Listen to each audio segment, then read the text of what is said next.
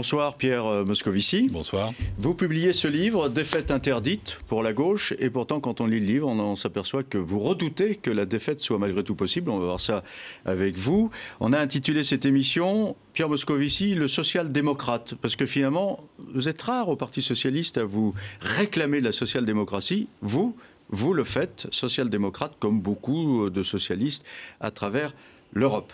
Alors, pour démarrer, je vous propose quelques images de la semaine.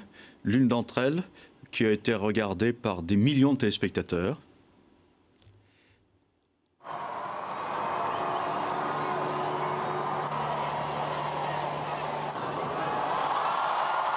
Alors, quand vous voyez ça, vous applaudissez ou bien vous vous drapez dans la dignité républicaine ? Non, moi je pense que les peuples ont droit à leur tradition et puis que là on a plutôt renoué avec justement ces moments qui permettent d'unifier un peuple, le peuple britannique en l'occurrence, qui est attaché à la monarchie. Mais enfin, en même temps, on sait que c'est une monarchie extrêmement constitutionnelle, que les pouvoirs sont complètement entre les mains du Premier ministre et du gouvernement, avec le Parlement bien sûr, et que quand par exemple la reine fait le discours du trône, c'est le Premier ministre qui l'a écrit. Ça vous fait envie ? Non, pas complètement. Je suis très républicain. Simplement, je laisse les Britanniques à leur système et l'apprécier. Et c'était une belle cérémonie, un de ces moments comme ça de catharsis. Où je pense que ça leur redonnait le moral, au fond. Allez, autre image, ce matin, cette fois.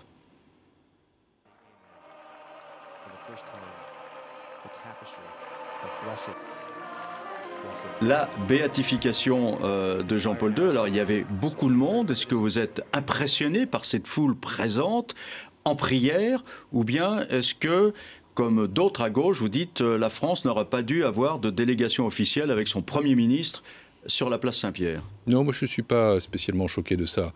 Il y a des choses qui me choquent beaucoup plus dans l'attitude du pouvoir actuel par rapport à la laïcité. Je trouve, c'est vrai que Nicolas Sarkozy en a fait beaucoup dans le genre France, fille aînée de l'Église. Bon, là c'est la béatification d'un pape qui a été extrêmement populaire, qui a eu un règne, un pontificat extrêmement long. Non, je ne suis pas choqué qu'on ait une représentation. D'ailleurs, nous avons une ambassade au Vatican. Je ne vois pas pourquoi le Premier ministre ne pourrait pas y aller. Oui. Non, ça ne me choque pas. Si le président de la République lui-même y était allé, faire une énième génuflexion devant le pape.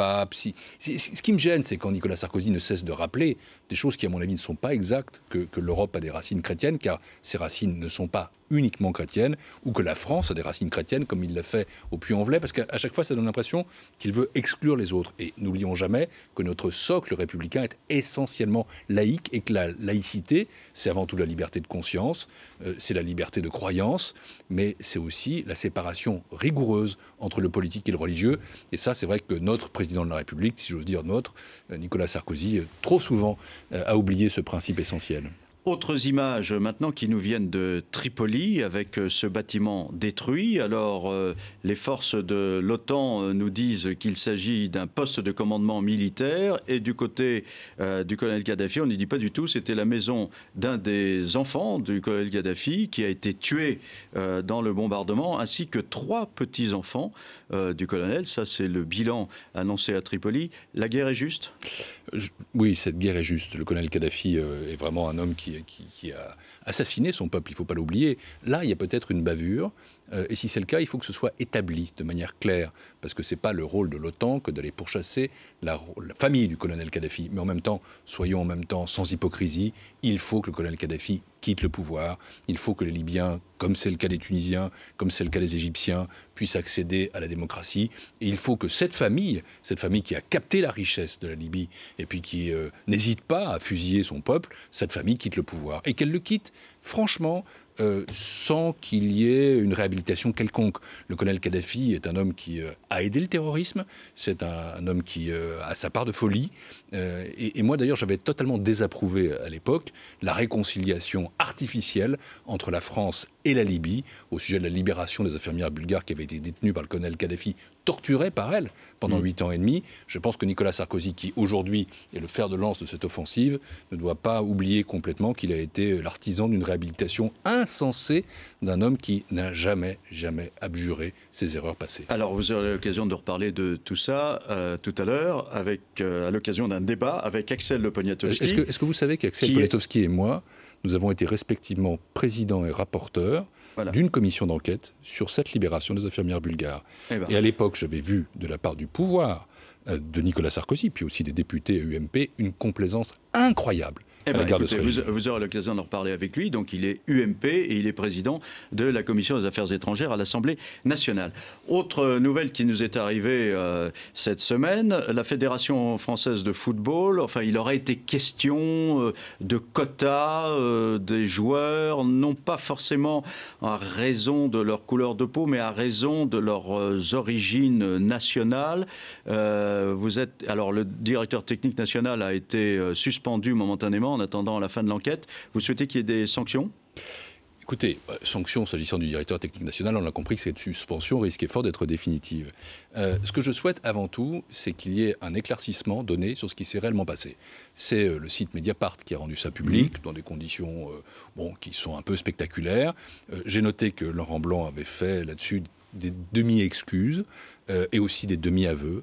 Moi, je voudrais savoir ce qui s'est dit exactement. On l'entend, Laurent Blanc, on l'entend, enfin, d'après le site Mediapart, il dit mais moi, si des Blacks ou des Nord-Africains veulent jouer en équipe de France, ça me va très bien.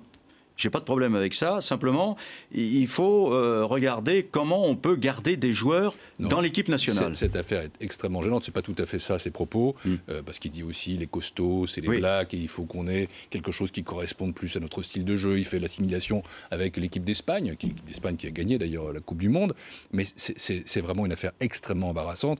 Et moi, pour ma part, je m'inspirais de la position de Lilian Thuram, autre champion du monde, recordman des sélections en équipe de France, 142 je crois, qui disait ce matin, si ces faits sont avérés, on ne peut pas en rester là. Et quand je dis on ne peut pas en rester là, ça veut dire on ne peut pas en rester là pour la direction technique nationale, on ne peut pas non plus rester là pour Laurent Blanc. Moi, non, mais je ne me satisfais pas de demi-explications et de demi-excuses. Mais alors il faut qu'il parte si c'est confirmé ? Je veux qu'ils disent les choses et qu'ensuite on ait un débat sur ce que ça signifie. Parce que vous savez, on ne peut pas jouer avec ces choses-là. Moi, il y a en France, je ne l'accuse pas de ça parce que je crois que c'est un homme qui est tout à fait respectable, qui a eu des sensibilités, qui sont des sensibilités dont personne n'a pu dire qu'il était raciste, mais en même temps, il ne faut pas céder à cette forme de leupénisation des esprits qui fait que tout à coup, on commence à s'intéresser à la couleur des joueurs de l'équipe de France. Ce n'est pas normal. Donc, en tout cas, vous ne réclamez pas sa démission. Pas à cette heure, mais je demande des explications beaucoup plus approfondies que celles qu'on a données. Et peut-être éventuellement son départ. Écoutez, il faut savoir ce qui s'est passé, si les propos qui ont été tenus, tels que rapportés par le site Mediapart, sont des propos exacts, il faudra quand même qu'il y ait des sanctions. Et vous savez, sanctions, ça ne veut pas dire uniquement démission, ça veut dire aussi un rappel à l'ordre, ça veut dire aussi une remise en ordre.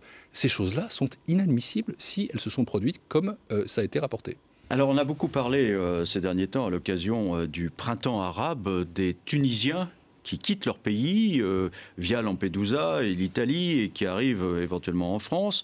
Nicolas Sarkozy et Silvio Berlusconi, mais enfin surtout Nicolas Sarkozy, a demandé que Schengen, qui fait qu'il y a un espace européen à l'intérieur duquel on peut circuler, soit révisé. Vous trouvez ça anormal quand même qu'on contrôle l'arrivée des clandestins ? Non, mais il y a quelques confusions parce qu'il ne s'agissait pas de ça. D'abord, dans un premier temps, je voudrais rappeler que ce qui a été demandé, mais ça a duré quelques heures par l'Élysée, c'était la suspension des accords de Schengen. Parce qu'il s'agissait au fond de faire à nouveau écho à cette xénophobie rampante, en disant on va fermer nos frontières parce qu'il y a un afflux à Lampedusa. Reprenons les choses dans l'ordre. Premièrement, il n'y a pas d'afflux d'immigrés très important à Lampedusa. Je crois qu'il y a eu 25 000 à 35 000 personnes, qu'elles ne sont pas allées pour l'essentiel en France. Et donc, on se sert, on instrumentalise une crainte, la phobie d'une invasion qui ne se produit pas. Ça, il faut quand même le dire, parce qu'on ne peut pas laisser penser que nous sommes dans cette situation-là. Deuxième chose, la vraie réponse, c'est une politique de co-développement euro-méditerranéenne dans laquelle l'Europe s'engage. Alors, ça fait des années qu'on en parle. Oui, mais pardonnez-moi, ça fait peut-être des années. Quand je dis des années, des dizaines d'années. Vous avez raison, mais c'est le moment ou jamais. Parce que cette fois-ci, nous sommes dans une situation où ces pays retrouvent la démocratie. Avec de l'argent européen. Et pardonnez-moi, c'est quelques centaines de millions d'euros par rapport à plus de 100 milliards d'euros de budget. On s'interroge toujours sur l'utilité de l'argent européen. En voilà qui serait utile. Troisième chose, les accords de Schengen n'existent plus en tant que tels. Et ça, on trouve de la part de Nicolas Sarkozy une imprécision étonnante pour un président de la République. C'est le traité de l'Union européenne. Ils sont intégrés dans les traités depuis 1997, le traité d'Amsterdam. Ce qui veut dire qu'on peut réviser, non pas des accords, mais des traités. Et il faut le faire à 27. Alors après, qu'on le fasse de manière concrète, pratique, pas avec l'idée de rétablir des frontières à l'intérieur de l'Europe, parce que ça c'est sournois, mais peut-être de mieux faire respecter les frontières extérieures de l'Europe. Voilà ce qui serait possible, mais là on a l'impression franchement que Berlusconi et Sarkozy, après s'être engueulés, assez copieusement, se sont réconciliés, une fois de plus, sur le dos des immigrés, sur le dos de l'Europe. Et vous savez, on voyait tout à l'heure des images de Marine Le Pen, je pense que c'est la seule que ça sert. Parce qu'elle, elle dit toujours les choses plus fort, en allant plus loin. Et cette politique-là est une politique de gribouille. Bref, cet épisode Schengen, pardonnez-moi, je termine là-dessus, est un épisode de la part de Nicolas Sarkozy d'une médiocrité extraordinaire. Alors justement, dans votre livre, vous dites croire que les couches populaires sont inquiètes de l'immigration, c'est prendre les gens pour des imbéciles. Alors, pourtant, vous-même, à Montbéliard, vous avez vu cet aller-retour des ouvriers entre le Front National, et puis ils sont revenus vers vous, puis ils sont repartis vers enfin, etc. Ils font des allers-retours. Marine Le Pen, un sondage récent l'a montré, est la numéro 1 dans le monde ouvrier. Vous croyez vraiment que l'histoire d'immigration ne se pose pas ? Je ne dirais pas tout à fait les choses comme ça. Je pense qu'il y a dans le monde ouvrier, dans les couches populaires, moi je le vois à Montbéliard, c'est vrai, une peur qui est une peur massive du déclassement. Déclassement de l'Europe, déclassement de la France dans l'Europe et déclassement individuel par rapport à la mondialisation. Et ce qui les inquiète, c'est aussi le fait que notre industrie s'affaiblit, notamment par rapport à l'industrie allemande. Et du coup, comme conséquence, il y a une espèce de phobie qui se répand par rapport à l'immigration, avec une idée assez fantasmée, qui est que les immigrés viennent prendre leur travail. Mais si je prends par exemple les villages de ma circonscription, où on vote à 40% pour le Front National, comme par hasard, ce sont des villages frontaliers sans doute, mais des villages où il n'y a pas un immigré. Et donc, si vous voulez, ce que je veux dire, c'est qu'en réalité, ce n'est pas l'immigration en tant que telle qui leur fait peur. C'est la capacité que nous avons, nous, à prendre notre place dans ce monde et dans cette Europe. Et je suis persuadé, vous me définissiez tout à l'heure comme social-démocrate, et j'assume, que la gauche social-démocrate doit être une gauche populaire. Être social-démocrate, c'est pas être modéré, c'est pas être l'homme des bobos, c'est faire attention justement à ces aspirations-là, ces aspirations des ouvriers, c'est redévelopper l'industrie, c'est le thème central de ce livre, c'est investir pour l'avenir, c'est faire en sorte que la France se redresse. Et c'est pour ça d'ailleurs que pour ma part, je souhaite la candidature de Strauss-Kahn, parce que je crois qu'il est capable de cela. Et c'est aussi traiter les problèmes de l'intégration des immigrés et faire en sorte que nos banlieues, dans lesquelles se concentrent aujourd'hui des ghettos, ne restent pas à l'écart de la société. Faire un plan massif pour les banlieues. Voilà une des propositions que je développe dans ce livre. Alors, vous avez choisi Dominique Strauss-Kahn, vous l'avez rencontré cette semaine ? C'était son anniversaire. Oui, d'accord. Bon, enfin, je pense qu'on parle de beaucoup de choses. Votre pronostic, il se présente ? Je le souhaite ardemment. Et j'ai senti, si je l'avais rencontré, j'aurais senti quelqu'un qui était très, très serein, très tranquille, mais en même temps qui ne souhaite pas du tout s'inscrire dans la fébrilité générale. Je crois qu'il y a un calendrier qui a été prévu par le Parti socialiste. Ce calendrier dit que les déclarations de candidature pour les primaires se font le 28 juin. Dominique Strauss-Kahn a déjà dit d'ailleurs publiquement, je crois que c'était dans un reportage à Canal+, que pour lui, il était dans ce calendrier. Il n'a pas accéléré parce que ces derniers temps, il y a eu beaucoup de rumeurs sur le fait qu'on commençait chez les amis de Dominique Strauss-Kahn, dont vous, à s'inquiéter de voir que dans les sondages, ça marchait un petit peu moins bien, qu'il y avait beaucoup d'agitation du côté de Martine Aubry. Non. Honnêtement, en tout cas pour ceux qui le concernent, je pense qu'il est très serein par rapport à tout ça. Puis aussi, c'est quelqu'un qui travaille au Fonds monétaire international. C'est pas un travail qui prend la légère. Il y a quand même des situations extrêmement lourdes qui sont des situations à traiter. La situation de la Grèce, la situation du Portugal. Il ne m'a pas dit, il n'a dit à personne, je pense, qu'il était candidat à l'élection présidentielle. Et donc, il faut être à la fois patient. Mais ça se fait quand même, ces choses-là. Écoutez, si ça ne l'intéressait pas, je vais raisonner par l'absurde, je pense qu'il l'aurait déjà dit. D'accord. Mais ça ne veut pas dire qu'il a décidé, ça veut dire aussi qu'il écoute beaucoup, ça veut dire qu'il réfléchit. Ce n'est pas des décisions qu'on prend à la légère, je crois. Et il s'en remettra parce que quand même on l'a beaucoup affublé de beaucoup de sobriquets, l'imam caché, l'arlésienne. Bon, il va être accueilli comment ? Mon sentiment à moi, c'est que s'il est candidat aux primaires et s'il est candidat à l'élection présidentielle, il sera extrêmement bien accueilli pour une raison très simple. C'est parce que je crois qu'il correspond aujourd'hui, je ne dirais pas au portrait robot, mais à l'image et aux capacités que les Français attendent d'un président de la République maintenant. Qu'est-ce qu'ils veulent, les Français ? Écoutez, d'abord, ils veulent un anti-Sarkozy. On a un homme, président de la République, qui a déstabilisé la République, qui a atteint nos valeurs, qui a clivé, qui a divisé les Français, qui les a inquiétés. Vous savez, moi, ce que je ressens, c'est cette espèce d'état de démoralisation du pays. On voyait tout à l'heure la couronne britannique, c'est parce que justement, il n'y a pas de guide qui les rassure et qui les rassemble. Ça, c'est la première chose. La deuxième chose, c'est que les problèmes du pays sont des problèmes économiques et sociaux. On en parlait à l'instant.